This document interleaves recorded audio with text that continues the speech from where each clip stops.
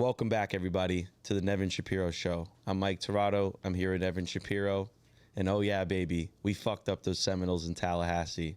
We love it. We're going to get into it, all of it for you guys. And I'm going to do something that I've never done on this show. I'm going to name the show. The show's called Pros and Cons. We know that there was a lot of pros in this game, and towards the end, there were some things that some people didn't like. But we're going to break down everything for you from the first quarter to the fourth quarter. So stick around until the end to hear it all. Before we do start, we are sponsored by K2 Water Hydration. I'll have it linked in the description below. Nevin10 will be your code to get the K2 Water. We're also sponsored by Runner, which is an app that you can get in the App Store and the Google Play Store. So go ahead and download that now. And without further ado, let's get into the action. Miami takes down the Noles 28-22.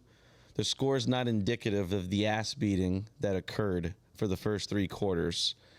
I think it's only fair that we discuss everything, but I didn't want to make it a fluff session, but I also didn't want to make it a bash session. So I want to break it down into segments, and we're going to start with the first three quarters, and then we'll discuss the fourth quarter at the end and give our thoughts on everything. I think it's only fair to the fan base that we give them everything. The good, the bad, the ugly. You know how this show goes.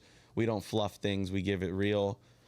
So just wanted to preface that so that this doesn't get out of hand, because we had a lot of fans coming after us after the game, not happy about some things. But let's get into the first three quarters. But before we do, I want to talk about the atmosphere. You and I and my father were there, 50-yard line, in the middle of the muck of all of it, all the crazy Florida State fans around us. You haven't been there in 20 years. Can you give us your thoughts on Doak Campbell Stadium going back 20 years later? It was awesome, man. Those are the best seats I've ever had in that stadium. Compliments of a Florida State guy. I've been stuck in that end zone in the corner for as long as I can remember, in the 80s. Those were fucking amazing seats. Mm-hmm. And I did my very best to maintain a sense of dignity without, bringing a lot of attention, to myself as a Miami fan. I couldn't say the same for you and your dad. You guys do what you do. You're fanboys. You guys love this shit. Oh, yeah. I'm an older guy now, so I'm a little bit more of a proud, father, per se, sitting in on that. It was fucking electric, man. I mean, just being there when the Miami buses pulled up and just seeing the fucking fans, how much they hate us.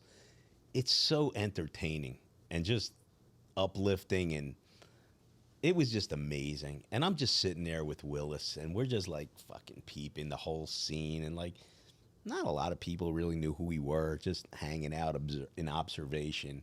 And it's just so great to watch a rivalry. I mean, that's what college football is right there. And it was great, man. It was really great. I'm going to get into the game, obviously. Yeah. And I'm going to be jumping out with some really serious comments, Mike. Like, I couldn't wait for us to have this show today. You guys better stick around. I couldn't. It's about to get good, show, man. Like, yeah, I couldn't wait. Yeah, it was so great, man. It was really, really. It was so special to go back there and just be a part of it and witness it. Mm-hmm. When we really have something to play for. We really matter now. Florida State did too, up until that loss probably is going to change their season. Yep. Yeah, man, it's all in front of us, bro. 100%. Yeah. Listen, if you're not subscribed to our show after this one, I think you will be. So let's get into it. This is Carson Beck's breakout game. This was his breakout game. Mike, let me jump right ahead, man. We're fucking back, man. People, listen, man. We're fucking back. I told this guy 5-0. We run that gauntlet. We're here. No one's beating us in the regular season. Miami fans, fucking stand up, talk shit, get wild, get crunked. Forget the hate with me back when. We're fucking back. We're back. We're back. We're in the playoffs for the first time. We're winning the ACC. We're back. We're back. We're fucking back. I love it. That's it. Fuck your negative shit. Fuck Mario. Let's be real, man. Mario's garbage as a game day coach. Can I just jump right ahead? He's garbage as a game day coach. The guy is a great recruiter. He has put this program back where it belongs, but don't expect any kind of like game time decisions. That's not happening. As a program, he's got us where we need to be. He's the right coach for this place. That's it. I'm saying it. Give him a contract extension, whether I think he's fucking the second coming of Vince Lombardi, Nick Saban, or whoever. I don't give a fuck. He's the Miami guy. He got us where we need to be. I'm saying, people. No, I'm not drinking the Kool-Aid. I'm not like, all of a sudden I saw the light. Mario's never going to be Bear Bryant. That's not who he is. But he's got this motherfucker right. We're here, man. We're here. Stand up and go, man. We're here. I fucking love it. That's what I needed to see. We're on the road. We took care of business. We're fucking here. I don't give a fuck what anyone has to say. We're here. We're here. Pencil us in. 1 seed or 2 seed. If Ohio State doesn't go down regular season, we're a 2 seed. If they do, we're 1 seed. Going in, we'll play a first-round game at Hard Rock. We'll play the fucking final in Hard Rock. It's going to be us and Ohio State. Wow. I'm in. The fuck you. Are we even doing more of the show? Yeah. Carson Beck, awesome. Corey Heatherman. We'll catch you on the next one. That defense is fucking lights out, fast. Yo, they were bitch slapping these pussies. Mm-hmm. I loved it. The fourth quarter, I mean, listen, the guy coaches not to lose. He doesn't coach to win. That's who he is. Fans like me, hate me, don't. That's what it is. He coaches not to lose. He coaches not to lose. Save a little bit. You can break every aspect down of this game. Yo, we fucking mauled that team. Mm-hmm. Okay? Ruben Bain, animal. Malachi Tony. What do I have to say about that guy? So that's what I was going to... So, like I said, Carson Beck had his breakout game, right? And then you had the Malachi Tony show, right? Malahassee, bro. Malahassee. He made that place Malahassee. He renamed that city. Mm-hmm. They both looked amazing, man. Like their chemistry. Who's beating us in the regular season, Mike? Give me a team. Who? I kept saying 1 game seasons. That shit's over. We're taking this whole fucking thing. I agree. You know, college football is obviously just weird, right? Like, in teams just get into weird games and get weird losses sometimes. But I don't see a team that's better than us. We're too physical up front. We're too physical on both sides of the ball, man. Trenches. I'm just watching. I'm watching Inez Cooper just push a guy's face. Play was over for like a minute. He's still pushing. Ruben Bain. I saw one play. He got chop blocked. Dirty cheap shot, number 64 offensive lineman. They tried to sub him out for Armando Blunt. He pushed Blunt back. Nah, I'm not coming out. Pushed him back. Yeah, I got this. Like, man, little things I look for, Mike. You know, that the casual fan may not look for. I don't consider myself a casual fan. I know what I'm looking for. I know where I'm shooting my eyes at, right? It's not always the flashy guys. You got to get those dudes inside where that hardcore banging goes on. And yeah, man, our fucking Messidor's tough as shit.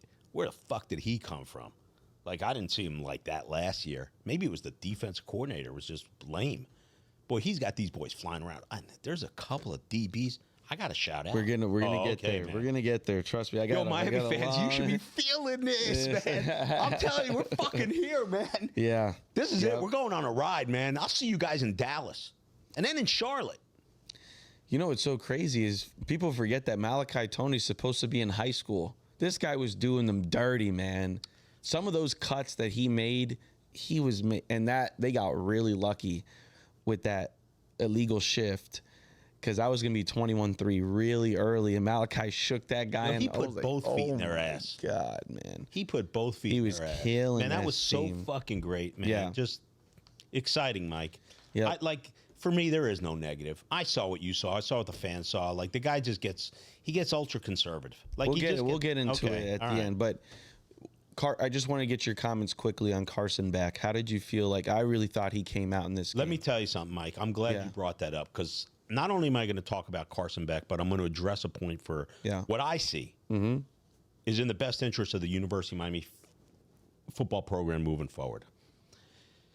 Carson Beck was great. He looked like a field general. He looked like a composed senior leading. Yep. Not Cam Ward. He's not Cam Ward. Right. It's a different type of athlete. Right. Cam Ward gets out of the pocket. He creates. Carson Beck, they're more of a chop, chop, chop offense. Although they hit the big ones when they needed it. C.J. Daniels, lights out. Unbelievable. Okay. But here's what I'm seeing. And I got to give credit to Mario. I have to. He goes and gets Cam Ward. And I know he could have very close. He was that close to going to Florida State. I know this. Okay. We got him. We won that battle. He gets Carson Beck. Everyone gave him a lot of heat, right? You know the guys we talked to. They weren't down with that. They were right? not. I wasn't not down with it. I just thought that was a lot of money for a kid, right? But, and, coming off of surgery and a serious surgery, but you got to probably figure the Miami doctors already knew. Like, they're not going to go just pay $6 million or whatever they paid for the kid with damaged goods, right? So he's proven that to be accurate. Okay, here's my point. I don't think Miami needs to recruit quarterbacks anymore. Maybe one. Like, they got this guy, Luke Nickel.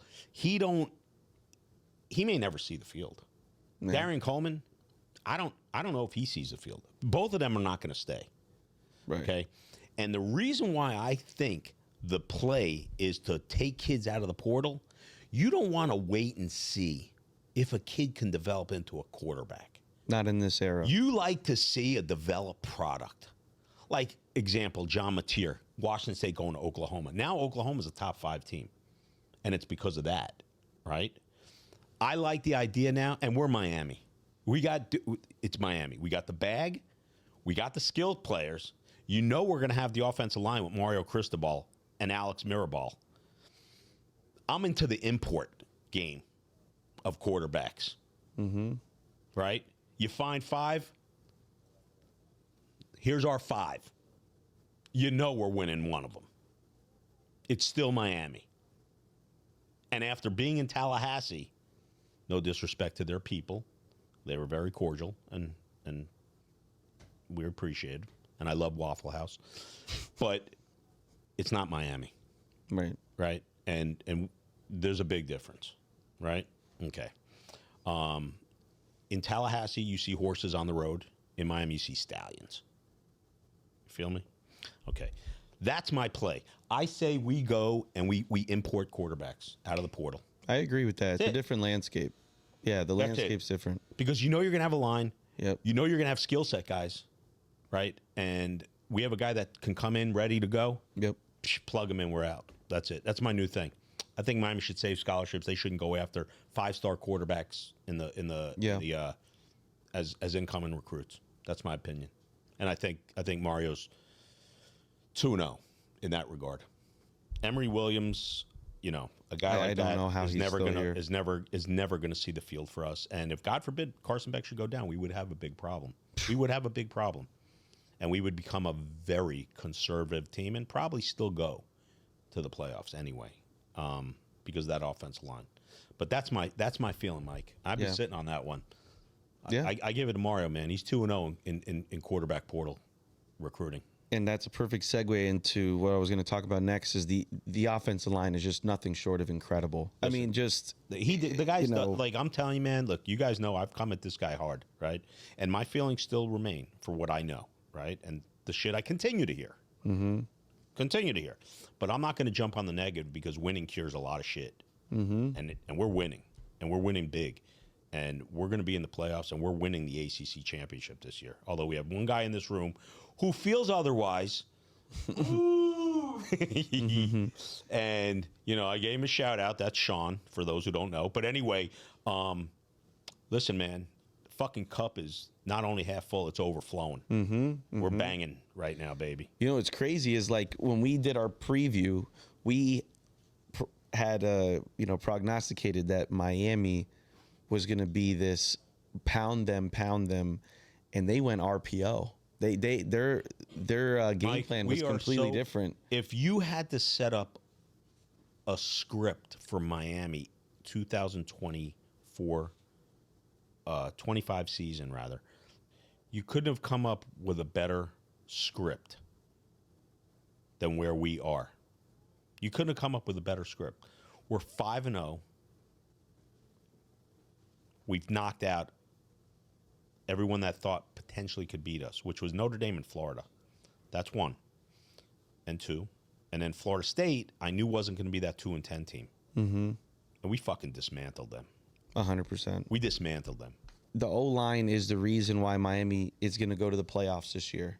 From what I've seen offensively, they just protect. Carson Beck only had he only got sacked 1 time. You know, it's a different team in that regard. Not that the offensive line wasn't good last year, but this year it's just different. What did I say on our last show? Mature. Yeah.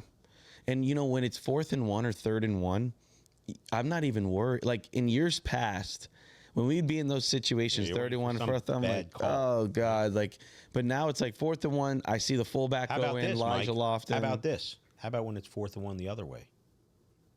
Now you're confident. I'm much more confident. Yeah. So I'm more confident let me give you a couple offensively, guys, though. man, that I think, like, all right, well, I'll let you lead. I'll let you lead the flow, but I have some guys that I'm shouting out. We're about to go defense in a second, but I have one more thing to say about someone that I actually want to give my flowers to, especially for the first 3 quarters. And then I'm gonna ask you a question late about regards to this, but Shannon Dawson's play calling opened up a lot in the first 3 quarters, and I was very pleased with that. We had given our, commentary that has been very conservative in past games, but for those first 3 quarters, he opened that thing up. We hit some very deep passes, a flea flicker to Malachi right after the turnover. Like, that's what we're looking for, that kind of, and I was very pleased with how he called the offense in the first 3 quarters. And again, I'm going to ask you a very specific question at the end regarding to the 4th quarter, but I just wanted to give my flowers to him because I was very pleased with how he looked in those first 3 quarters, But let's talk about the defense, okay? Yeah. And first, I'm going to let you run with this Ruben Bain because I know you've put him on this Heisman campaign tour. I felt really bad for this right tackle, and I know right now, probably as we're shooting this on a Monday morning, that he is in film room with Gus Malzahn and his OC and getting his ass reamed out. And by the way, because he got he mauled that tackle. You can't even blame the poor kid. Sometimes you just come up against a better man. It was unbelievable, you can do, right? Like there's nothing you can do. Yeah, it was. And you want me to comment about Ruben Bain? Yes, I do. He's just a man playing with kids. Mm-hmm. That's what he is. Something was not right with him last year. Maybe it was an injury, or maybe he read his press clippings, or a combination of both. But I could tell you, whatever has gotten into this kid has just made him a lot of money.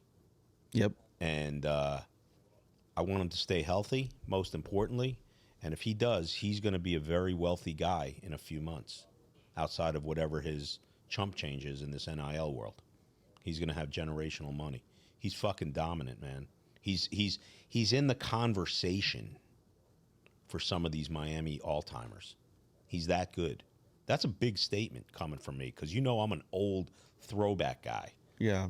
Cortez Kennedy, Russell Maryland, Sapp, Will Fork, whoever I'm missing, Jerome Brown, you know what I'm saying? And this kid's fucking, he's really good, man. You got to give a shout out to Jason Taylor he has developed him very well.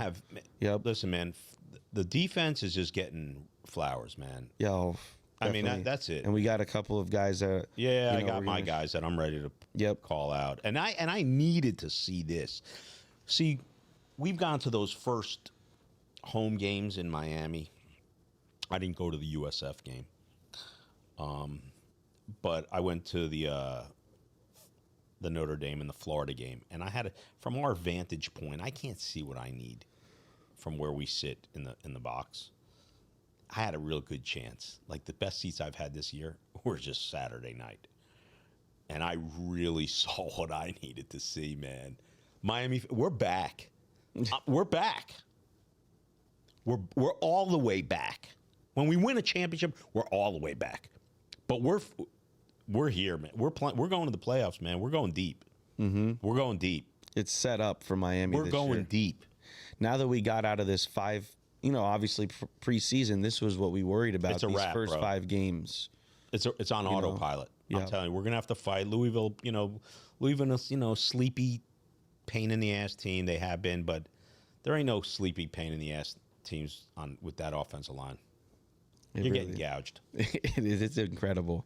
All right, so this is who I need to personally shout out, and I know for you it's going to be a shout out to Jacoby Thomas. This guy on defense, man. Not only did he get an interception, but he was all over the field making plays in the run game, talking just coming up. Shit before the game. Really, you can just check a dude's vibe. Sometimes guys are just like cocky and confident just because they're feeling the emotion. They want to fucking glide and do their thing. Yo, he was talking. Man, I like that secondary. Jeremy Poyser, Damari Brown. I kept saying, where is he? Yeah, you know why you don't hear from him? Because he fucking just eliminates whatever's in front of him. Yeah, and OJ Frederick, Man, I'm down with that secondary. Yep, it's really changed. Xavier Thomas, Lucas. Yep. Luke. Oh, fuck, man.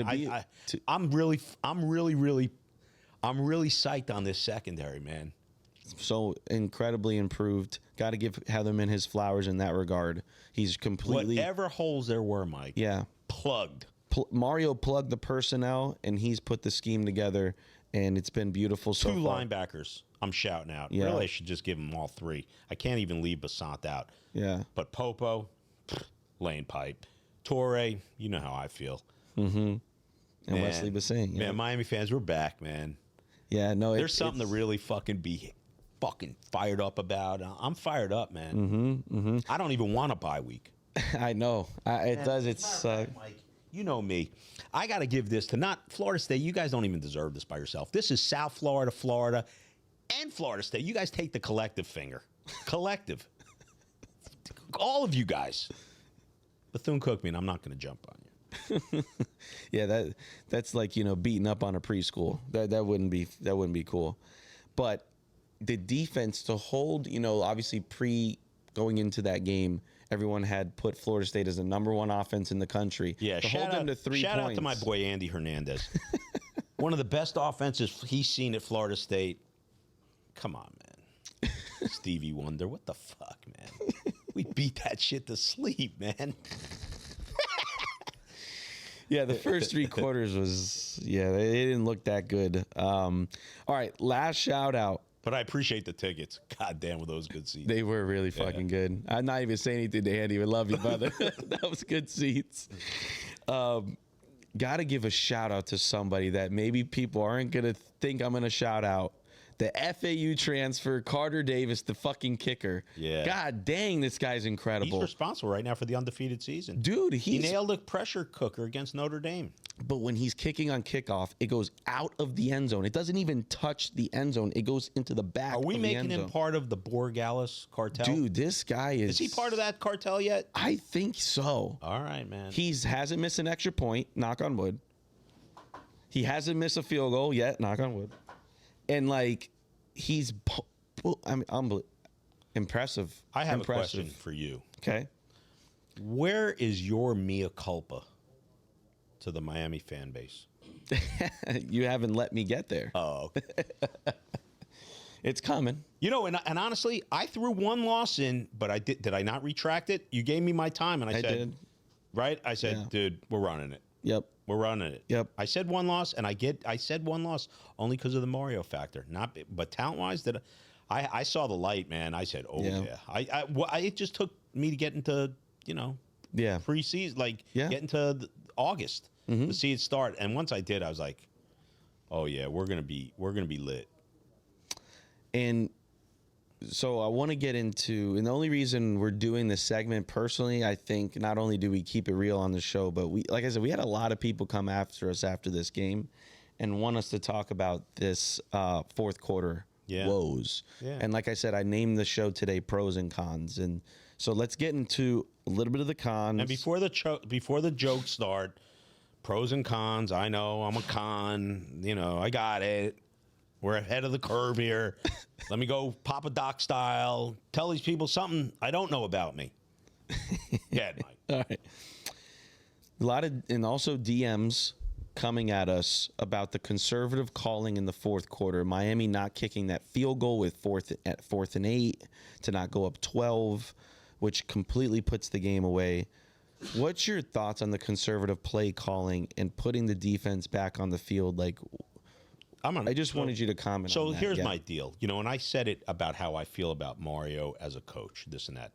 Mario's a very conservative guy, okay? He's just a conservative guy. He's no game day strategist. That's not who Mario Cristobal is, right? I see a side to him that gets so conservative, like he's afraid to lose. And this is for the Miami fans, and if you guys feel otherwise, just be honest with yourselves. Don't, whether you like me, don't like me, whatever it is, be honest with yourselves. A lot of what I've seen over the course of his career, like losing to Middle Tennessee State, and of course that's a while ago, and the fumble with Georgia Tech, the obvious things we've spoken about. You got to get past all that shit, and now this is really his identity. A team is a reflection of its coach. This is Mario's identity and personality. He's an offensive lineman. It matters to him. He coached under Nick Saban. Like, he's been around. He played under Jimmy Johnson or Dennis Erickson. Like, that's who he is.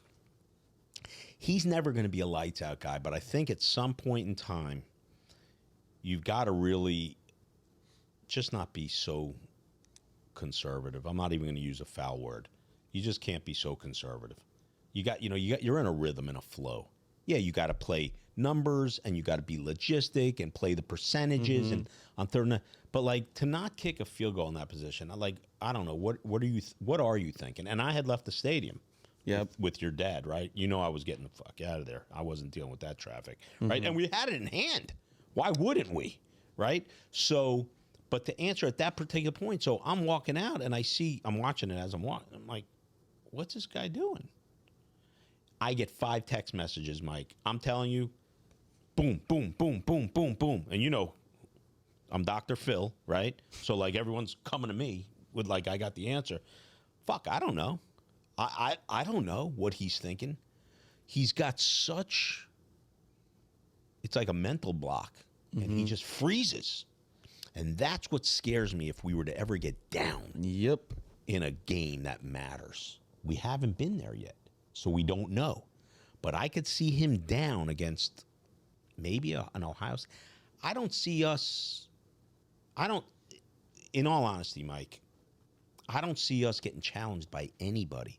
There's going to be a team like maybe an Ohio State, an Oregon, maybe one of the SEC teams that's left standing when it's all said and done, because I think they're going to just murder each other, and maybe A&M makes it out, just looking at their schedule.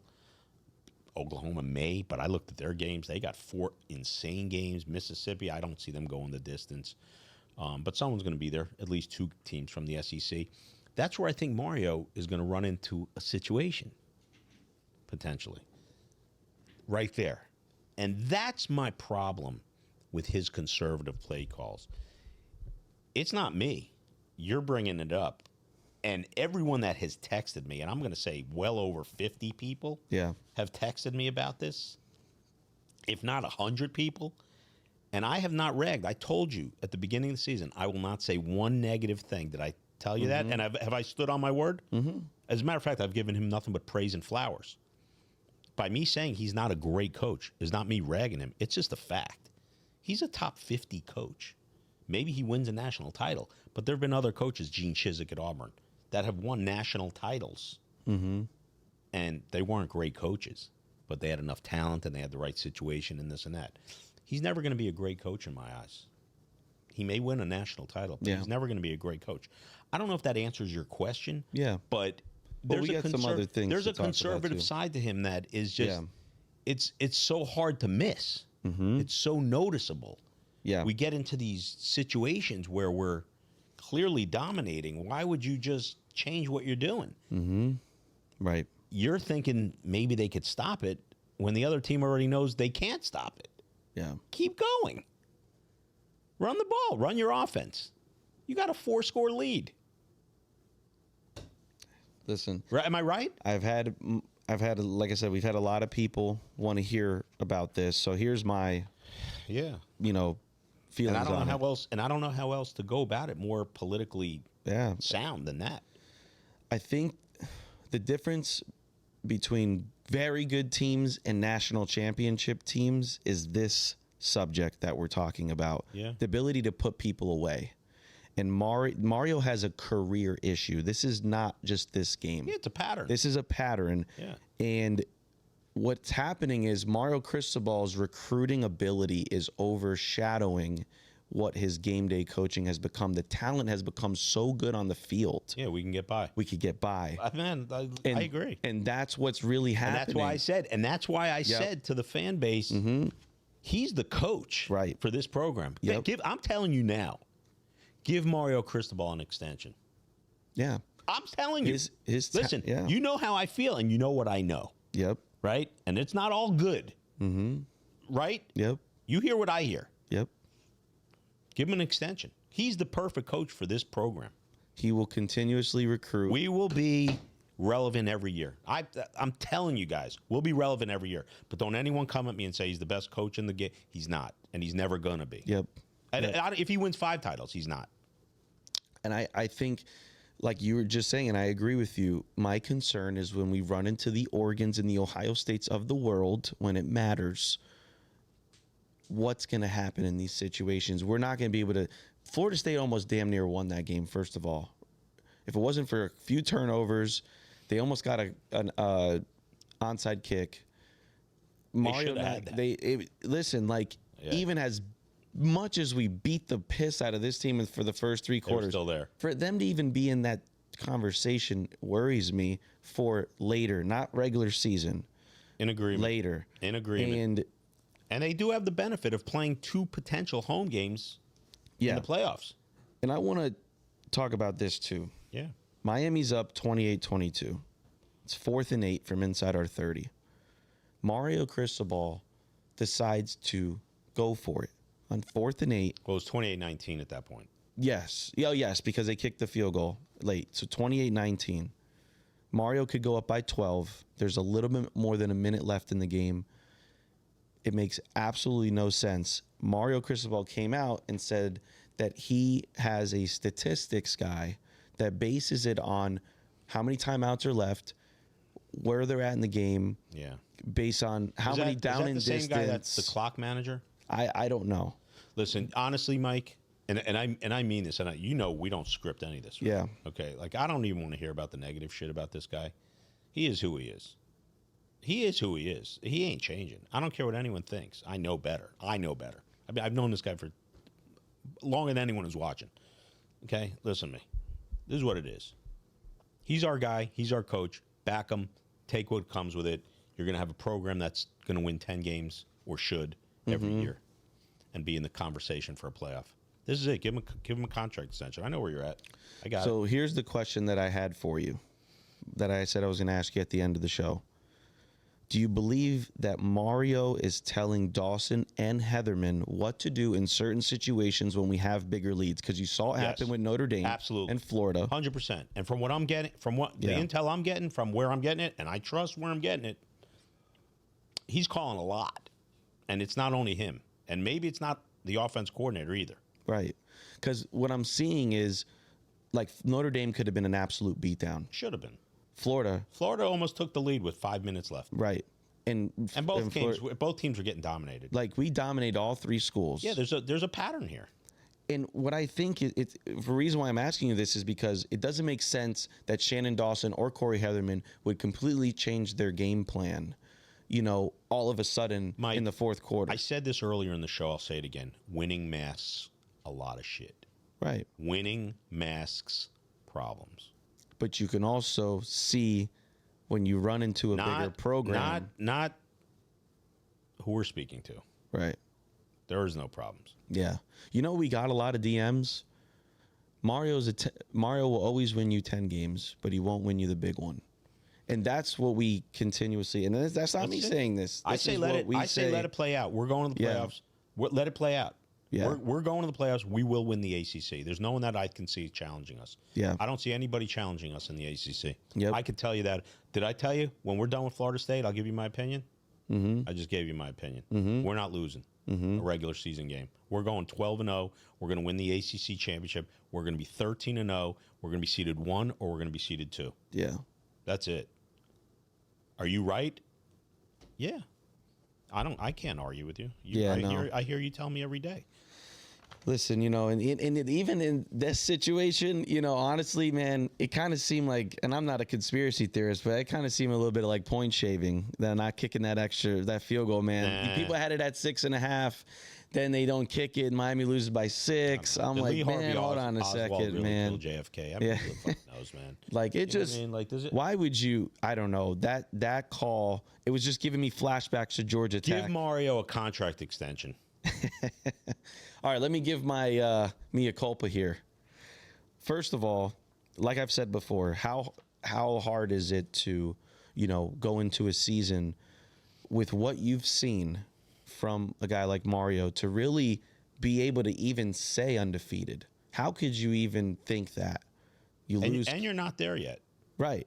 You lose Cam Ward, you lose the entire offense, you bring in an entire new secondary. So many question marks. And you acquire a former booster. And you acquire Just kidding. a new defensive coordinator.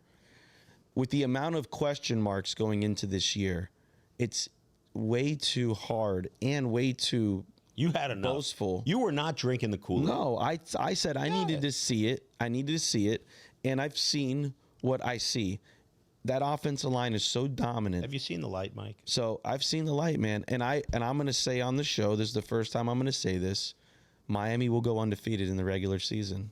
I agree with you, Mike. I want to tell you, we don't have, we can't turn the cameras around because we're set up a certain way. I left a seat for you on the bandwagon. Just one. I needed to see the first 5. I left a seat for you. We've talked about it. You get out the box in the 5. Now, do I feel like we're going to be in a slippery game? Yes. College football's weird. Yeah. College, bad teams always get in fights with good teams. My question for our fans, does Mike have a seat can he get back on the bandwagon? I was want never your comments. against the bandwagon. No, but I want your comments. Can we let him back on the bandwagon? Dave, I've gotten I know a lot I'm of on hate. probation with you guys for life, but can this guy get back on the bandwagon? Yeah, I've gotten my own hate. But listen, I promised people after the game that I would do this and I would give you the truth. I think Mario is a despicable game day coach. Yeah. Horrible. Absolutely disgusting, the things that he does during the game. But his talent on the field will overshadow this to hopefully enough to bring us back to where we need to be. Right. That's really where it's going to have to go. It. We have to. That's what it's going to have to be. I said it on the last show, man. He's the perfect coach for this program, and he is. Yep. And I mean that. I wholeheartedly mean that. I didn't feel that way until probably a few weeks ago. I started realizing, you know what? To start over and get a new dude to learn, Miami's a different culture. It just is. You know what I mean? It's just, meaning our program. It's a different culture. It's special. It's unique. It's, a little bit schizophrenic. He gets it. He really does get it. He's been around it his whole life. And, man, I'm just happy that we're here, man. You guys should be so happy. Someone said I'm a fake hater. Fuck off, man. I love this fuck, dude. It cost me millions to be a fucking Miami fan. Are you crazy? Yes, it did. All right, last question for you before we log off here. If you could give me one game that you think we could potentially be in a dogfight, one game left, what would you say it is? I think Louisville's going to have some offensive firepower. We could thwart that because their defense is garbage. I just saw Virginia go through them on the road. Virginia has a pretty good offense, as they displayed against Florida State. So I wouldn't say Louisville. I maybe would have at the beginning of the season, but I have enough sample size of both Miami's run game and Louisville's defense to say that's not a pitfall. Maybe if I had to pick one, I'd say probably SMU because they got some former Miami guys. It could be a little bit personal, and it's a road game. Other than that, Mike, I don't see much of a challenge. Yeah. I think we're favored by 10-14 against SMU. Wow, you think Virginia Tech may have been a problem. They don't have a coach. Yeah, they're very bad this Pittsburgh, they were up 17-0 against Louisville. Louisville walked them down and then beat them in Pittsburgh. We're going undefeated. Yeah. If you had to say where's the spot we could, Like overlook a team. You know how college I would say football maybe is. SMU. Yeah. Because they got some offensive firepower, but that's a very light nod. We're going 12-0. I'd bet the house on it. Yeah, I agree. Bet and I said it We last got out week. of the box, man. I said if we get past Florida State, man, and we did, and it's just, man, where's our competitor podcasters? I feel like a fluffster, man. The skies really are blue. The birds really are. The birds are singing, man. Can you not feel it and hear? You don't hear those? Yeah. Fucking awesome. Maybe we should get you on the next Kane's Insight podcast. You know. Well, Nev, this was great. Yeah. As always. Yeah. I'd love to hug it out with you, Mike, but, you know. We got to get the fan base first. They got to let me back in first before we could hug it out. He's right there for you. Hey, listen, if they let me. I really want to hear your guys' comments. Listen, if you hate my guts, whatever, okay. Do you guys let Mike Tirado back on the wagon? Listen, if they want to come at me for being a realist, I'm always going to keep it real, man. Nobody loves this program, man, more than this kid. I have yet to see him in like a formal piece of clothing other than Miami gear. This is true. I love it, and I love where we are right now. I love where we are. I hope too, man. If we ever won one again, it would be everything. Yeah. Yeah. I could die after. I wouldn't even care. Great, Just great want one outcome, more, man. Everybody should be really happy. Yep, definitely. Kumbaya to all the Miami fans. Yes, sir. Well, guys, if you are not subscribed by this point, please click that subscribe button before you log off. And of course, as always, we'll catch you on the next one.